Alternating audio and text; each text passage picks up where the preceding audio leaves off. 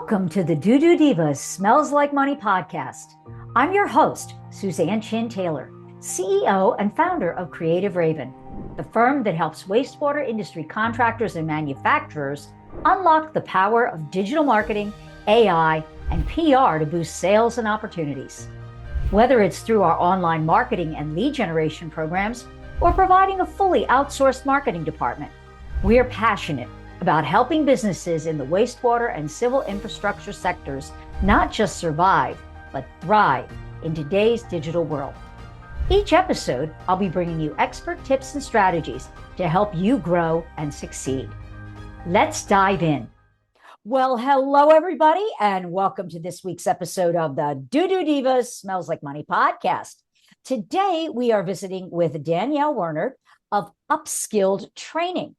Now, some of you may have noticed, if you're, regular fans of the show, that over the course of maybe the end of last season and even going into this season, we've been focusing a lot on people and soft skills. And there's a reason for that. In my mind, and maybe in some of your minds too, we can have the greatest technology and the greatest equipment and the greatest methods for approaching things in this industry. But without good people, really the technology has no worth. It just sits on a shelf, or it doesn't bring us what we hope it will be in the return on investment. And so Danielle is going to share with us some really important things today, because we shared offline and, spoiler alert, some things that I never thought of as an executive when looking to find good people for my organization, whether it be a hire or even a subcontractor. And some of it was really, really surprising and made me go, ooh, that's really good. I think our audience should know about this. And so with that, welcome to the show, Danielle. Thank you so much. I'm excited to dive in and share all of the recruiting knowledge that I have. Yeah, this is fantastic. So, you and I met at the recent WET show in Indianapolis. Yes. And over the last couple of years, all of us are aware of this silver tsunami, people leaving, people retiring, and even a great attrition rate within the industry of people coming in and then leaving quickly. Yeah. And you and I both, I guess, commiserated over the one thing that we hear from all of our clients. It's one of two things. I can't find good people, and I can't keep my good people. Yeah. And so on these next two episodes, that's what we're going to be dealing with and sharing some tips and some tricks that may help you with this problem, because it is a really big problem. And it's only going to get bigger unless we do something to turn it around and correct it. Yeah. And COVID changed a lot of us. Oh, yeah. And, we talked about this in a couple of episodes with another guest of how do we deal with our people in a post-COVID environment. We changed, all of us changed significantly. And I think people are struggling to get back that human connection. And how do I deal, after being isolated so long and learning how to become isolated and learning how to be independent is now, how do we shift gears back into that where we're all together again? And it's great to be all together again, but it's almost like we have to relearn those soft skills. Yeah, it's a whole new obstacle that I don't think we expected. Exactly. Yeah, that none of us ever expected. We thought, we'll just go right back into it. Yeah. And so with that, a lot of people during COVID shifted gears. They had a lot of time, I hate to say it, but to sit and mull while they were by themselves and isolated, like, gosh, is this really what I want to do for the rest of my life? And no, and I want to do this, and I really want that dream job. Or as a business owner, I need more people now that we're all coming back to work. So this first section, I want you to share these tips that you have found that have really been effective for you personally, because, you've had a long career in HR and doing these things, and as well as how you guide your clients and things that the tips that you shared with them that they're now using that are helping them in their hiring And then I want you to share those 5 questions that Yeah. we never think to ask, Yeah, but are definitely. so revealing. And yeah. They So are. no spoiler alert here. So with that, Danielle, take it away. Yeah, thank you. Thank you. So, my background specifically when it comes to recruiting and hiring, I have interviewed and sat through thousands of applicant files and really focused on new people that are wanting to enter the trade. So, a lot of what I was looking for was specifically those people who I wasn't too worried about their technical skill set because I was going to train them that. I was more worried about how are they as a person? Can they get along with the team and the culture that we've created? And how do they take care of the customer at the end of the day?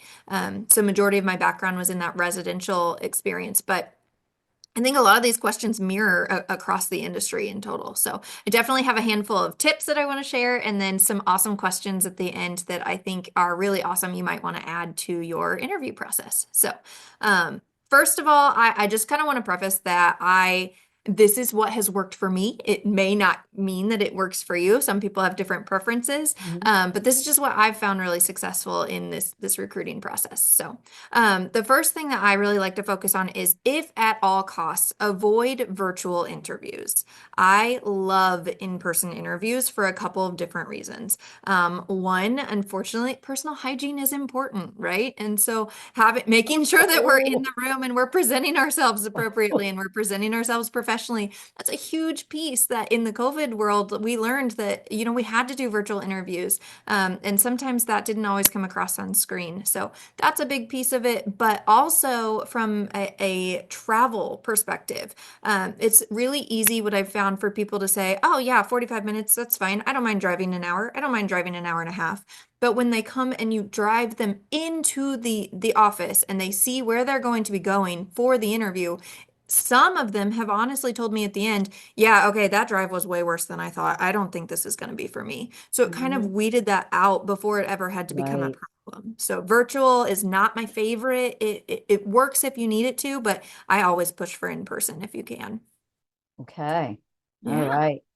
Awesome. So number two is this one is purely personal preference, but I like multiple interviews. For me, the ideal scenario is one of two. So you're going to do a phone screen first, which is great. You're just asking them about their company history, why they left, why they're looking for you, and just kind of those really basic Mhm. questions. And then when you move to the in-person, I like to either do one in-person with multiple people, so it's almost like a panel interview of people ask from your company asking them questions. Or if you have to do kind of multiple interviews in person from hey, I'm going to interview you today, and then, Joe Schmo's going to interview you your next in-person interview, whatever the case may be. I always recommend if you can try and get those back to back scheduled.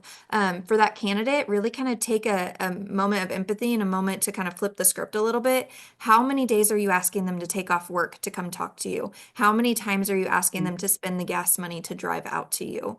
So it's just a simple gesture that you can do if you schedule it back to back, just to make it a little more convenient for them. 7 steps in an interview process, you're gonna lose them. That's not more committed. That's just a longer process than Right. anybody wants to participate in. So, Well, yeah. I was going to back up on that Oh, yeah. because I have a colleague that in our own, we developed a train, gain, retain playbook online course for contractors. And one Yeah. of the things that he really emphasized that worked for his business was 3 separate interviews. And Yeah. yes, sometimes it could be back to back, but often what he would try to do is schedule it so that they didn't have to take off time from work, but that he would have a little bit of time in between to review, especially if you're doing multiple interviews in a day of candidates, to let it sit and make Yeah. some notes before you hand it off to the next person and say, all right, here's what I found. I'd like you to ask and see what they come back with on those same questions and see if you see what I see, or maybe you see something different. And he said, often what for him, and a lot of us in the skilled trades, I'm not, but in the skilled trades, I find, they're family owned businesses. Mhm. Very often, maybe the wife, the sister, a sister in law, I don't want to be sexist here, but there's someone that's an office manager that isn't going to be working directly with them. But he said, I often found that having my wife or my bookkeeper do the third interview, he said, women had a different take on an interview than men do. And he said, I'm not being sexist here. I'm really not. He said, it's just that we pick up a different vibe, or like I said, we have a different perspective on things when we ask a question. And he said, and often something that the woman would pick up on that we never did can be invaluable in giving us a read on that person. And he said there have been a few times for him where there was a serious red flag, and that he chose not to pay attention to what she said. And then 3 weeks later said, oh no. God, I should have. And he says, so I learned the hard way, sometimes getting someone that's not the technician, not the person they're going to be reporting to, but just someone that really, I guess, doesn't have a stake in working with that person, can look at it more objectively or see that person in a different light. Yeah. So I just wanted to throw that in, because he said that was an invaluable screening tool for him on the, especially if you're getting down to maybe one or two candidates. Yeah. For that final pull of the trigger. They used to pull me in. It's so funny, when I started my interviewing, my background was not HR. I was never supposed to be, doing all these interviews. But that's just how the cards fell, and I enjoyed it. But yeah, I mean, I was a ruthless interviewer. I mean, I would go in, and my plan was, I need to find your red flag in an interview, because if I can overcome it now and it's going to work and it's going to be okay, then great, we're going to work. I'd rather address it now and ask questions about it than when they're on my team and I've already made this $25,000 investment in them or whatever it might be. And then now it's a problem, and it's a disciplinary process, and it's a conversation and another conversation and another conversation. And it just gets harder. So I challenged myself to always find the red flag. And we all have them. I have red flags. Absolutely. We all have them. So find it and then see, does it match? Are you okay with that? Can you move forward with it? Or is it a deal breaker for you as a hiring manager? So that was a freebie. That wasn't in my 10, but that was one. That's okay. All right. So another one, I always say, use social media. Social media is huge in our industry. People, especially like the younger generations, we always have a phone in our hand, right?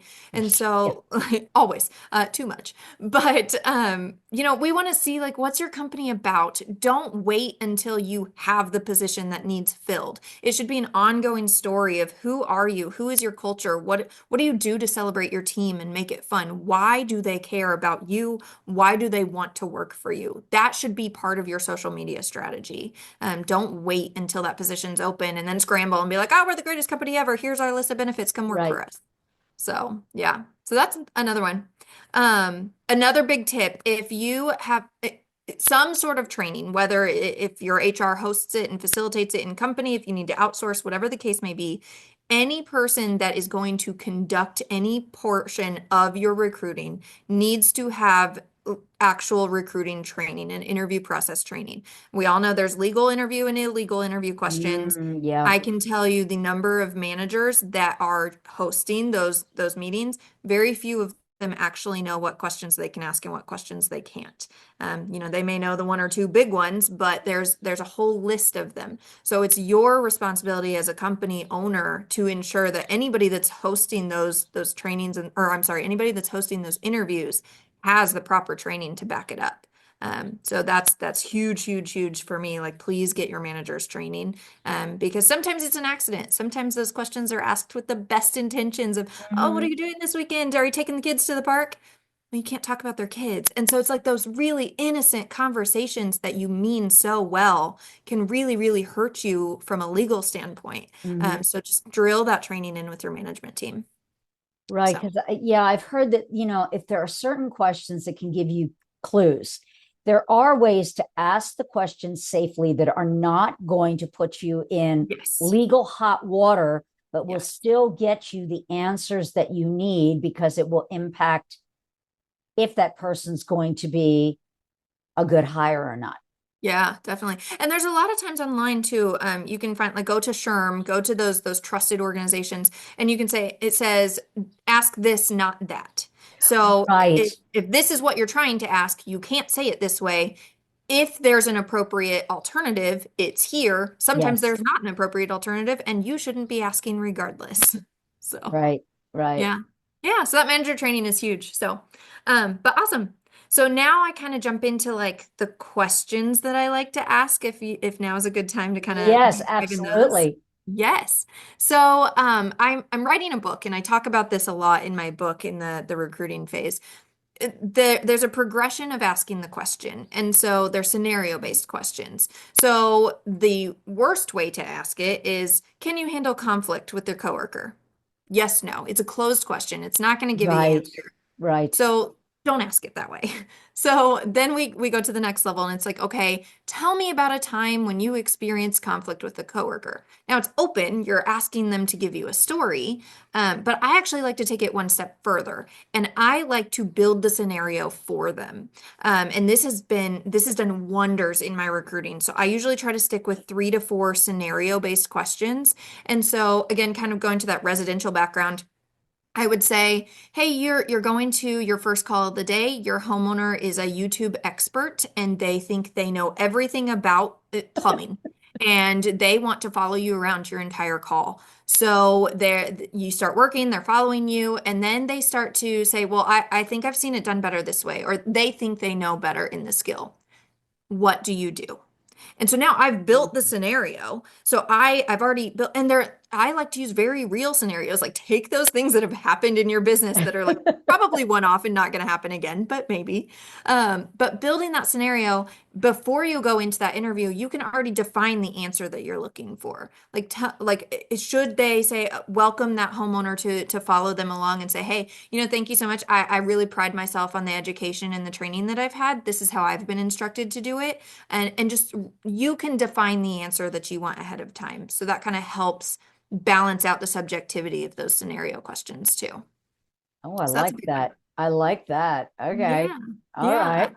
I love it. So yeah, that's a big one. And then just sorry, I'm like making sure I don't miss anything in my Oh, no, notes. that's okay. So many thoughts. Yeah, you told me Um, so many good ones before, we came online that yeah, I don't want you to miss them.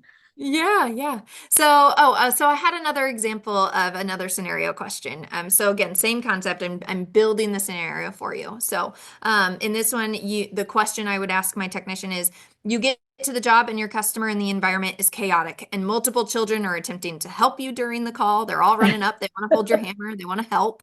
The customer explains that they have to leave in the middle of the job to take the kids to sports. What do you do?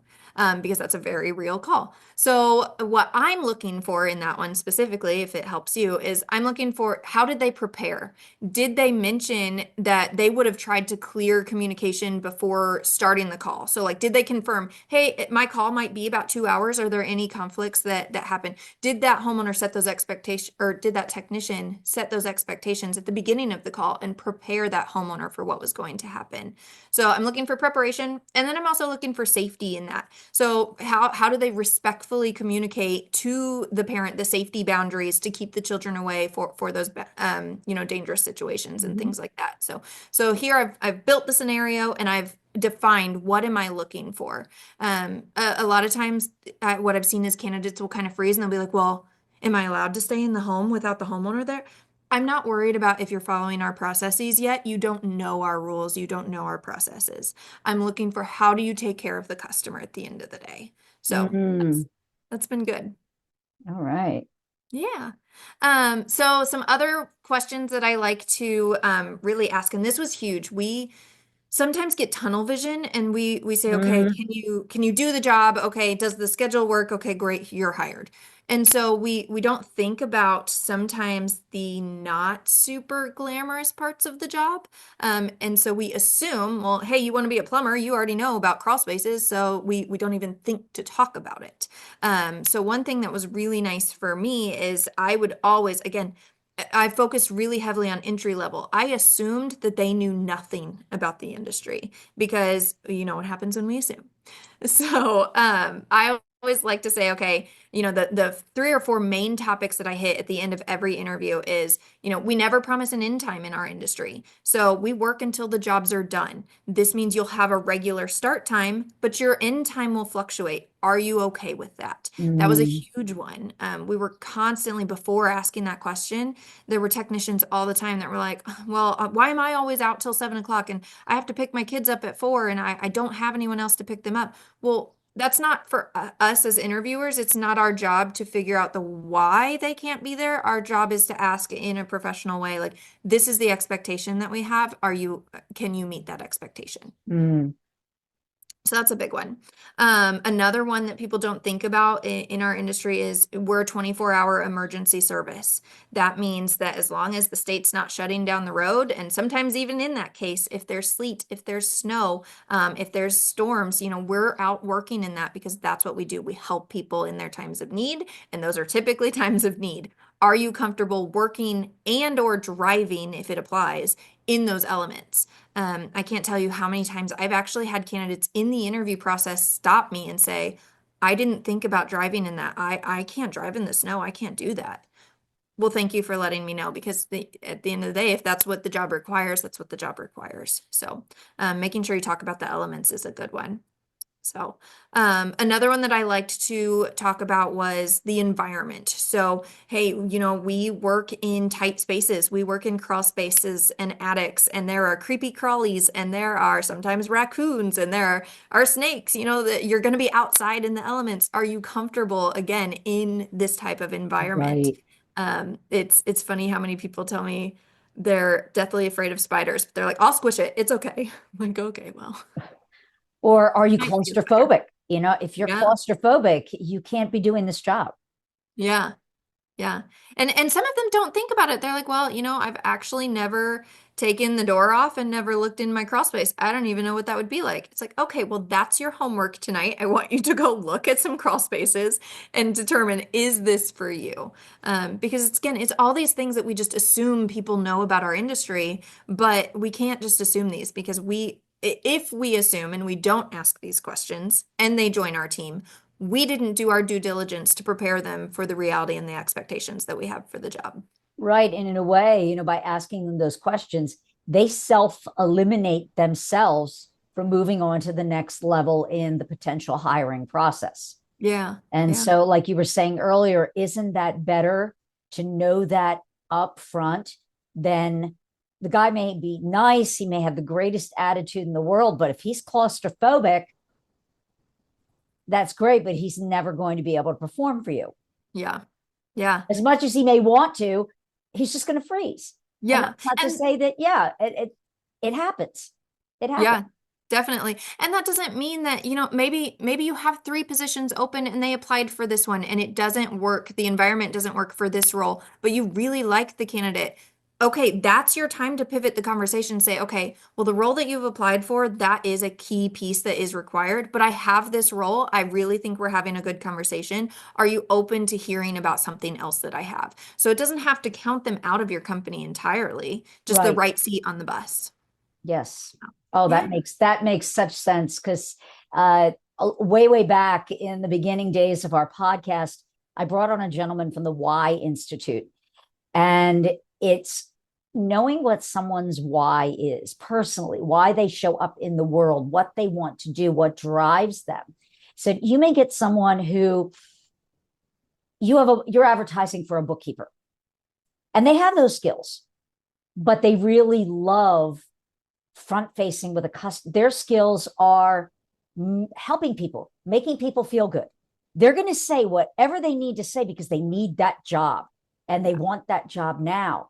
But then they get in and you find, wow, Alice would probably really be better on our customer service and dispatch line than being the bookkeeper. Yeah. And like you were saying, asking those questions up front and being willing to pivot and say, I know you came, that's a great point. I know you came in for this, but would you like this? Have you ever thought about this? Yeah. And wow, how great would that be for someone to get to do the thing that motivates them every day instead of just coming to work because they need the paycheck? Yeah, I And love we often that. do that because in today's environment, we need I had a contractor that said, some days you just have to hire someone because you need a warm butt in the seat because you've got a project and it's Yeah. got to get done. And maybe he's only going to be with you for 2 months, but you met your criteria for that project. And I just say, wow, that's an awful position to be in. So Yeah, maybe we that's kind of need to shift things so that if we get the right people, we're not going to have to always be worrying of replacing butts in the seats. yeah. By hiring the right person, they're going to be with us for a long time. And And it's so expensive to hire. Why do you no one enjoy well, okay, some people enjoy hiring, but for the most part, no one enjoys no, sitting and conducting interviews. Why would you want to keep putting yourself through that? Hire right the first time. right. And then the training too, like when you invest and you onboard someone, you think about how much. I had a contractor tell me the minimum a bad hire is going to cost you. It's going to be about 5 grand. But if Yeah. you keep them for several months, it's, start multiplying that. It Oh grows yeah, it's expensive. exponentially. So how much is that really worth to you to, yes, we know you need a butt in that seat, but just take maybe an extra week and Yeah. that could save you a lot of time and a lot of aggravation. Yeah, definitely. And Yeah. so with that, it's a perfect segue into what we're going to talk about is you think you found that stellar person, but what is the key to keeping that stellar person? And it's going to be training and empowerment. So that's what we're going to be Absolutely. talking about in our next episode. But before we do that, because you're going to be doing a deep dive into this, I wanted, Danielle, for you to share with me something that we talked about offline about the new veteran program that many people may not be aware of and how incredibly valuable this little known thing could be to many people that are listening today. So Yeah. please tell us about that. Yeah, so it's called the Veteran Education Benefits. It's operated through the VA. It is an amazing, amazing resource. I can't believe more companies aren't taking advantage of it. So maybe it just needs shared to the world. But it's at the end of the day, if you have a training program in place and it's a structured training process for bringing new people into your industry and saying, okay, hey, I'm going to hire you and I'm going to invest in your training. There are special parameters you have to meet and things like that, but it's through your state approving agency. You can get additional funding for that qualifying veteran. And so they have to qualify, and there's a handful of things we'll dive into later, but it's basically getting them some additional income to help offset. Usually it's a career change, so they often have to take a pay cut to learn a new industry. And so that financial assistance is there to help support them during their training process. But the amazing thing is that that financial assistant does not hit your payroll budget. So it's an amazing way to recruit veterans that are eager to learn into your industry and give them the support that they need. And they don't have to hurt as much if they're taking a pay cut. It's really, really cool. Wow. But again, the big key with that is to take advantage of this program. You need to have a solid, structured Yes. training program. And Yes, you so do. that's what we're going to be talking about in our next episode. So that if you don't have one, here's how you can start developing one so that you can take advantage of great programs like what Danielle just mentioned, because these returning vets, what a way to thank those who have served our country and giving them a chance to take maybe some of the organizational and leadership skills that they learned being in the military, but Yeah. now they need some other skills in our industry for them to come in and be able to make a really good living wage. And we benefit our industry too. Yeah. Wow, what a concept. I love it. I love it. And so, Danielle, for those who are maybe interested in what Upskill does in helping the industry with some of their skills for hiring and training, how can they learn more about you and what you do? Absolutely. So our website is upskilledconsulting.com. I'm also very, very active on LinkedIn. So if you're on there, I always post, training tip of the week and things like that. If you send me a message, more than likely I will see it the same day, if not the next. So even if it's just swapping ideas and best practice sharing, I'm out there for the good of the technicians and their learning strategies. So shoot me a message and let's talk. All right. Well, thank you. And I'm really looking forward to continuing our conversation on the next Yes. episode. And thank you all for tuning in. And till next time, keep it flowing. Thanks for tuning in to today's episode. If you're ready to take your marketing to the next level and start increasing sales and opportunities for your business, reach out to us at Creative Raven. We're here to help you thrive in the digital landscape. Visit creativeraven.com or click the link in the show notes below to schedule a call and learn how we can support your growth. If you enjoyed the insights on today's episode, be sure to hit subscribe so you'll never miss an update. Until next time, keep growing and keep it flowing.